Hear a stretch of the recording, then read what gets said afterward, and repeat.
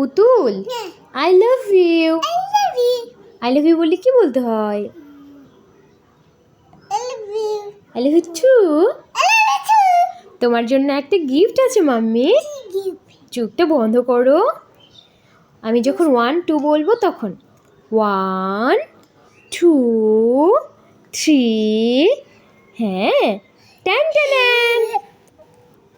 এটা কি এনেছি তোমার জন্য? তোমার পছন্দ?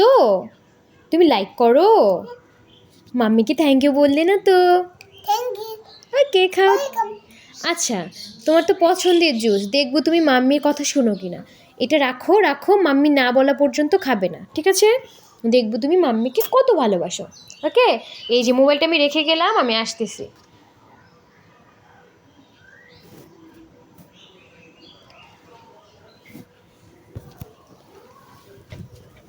আমি না বলা পর্যন্ত খাবে না কিন্তু।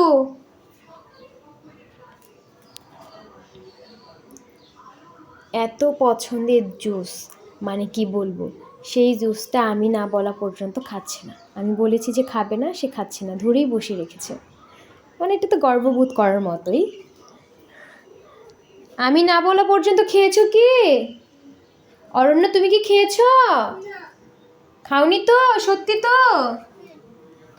আমি একটু ওই রুমে গেলাম।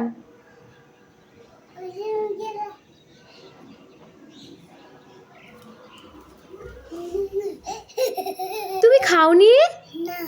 সত্যি? মাকে তুমি এত ভালোবাসো? এবার খাও মা, এবার খাও। Proud of you my my my baby, my পুতুল, আমার পুতুল। আমার ছেলে আমাকে কত ভালোবাসে। না করেছি, খায়নি। মানে জুসটা ওর এত পছন্দ, অরেঞ্জ জুস।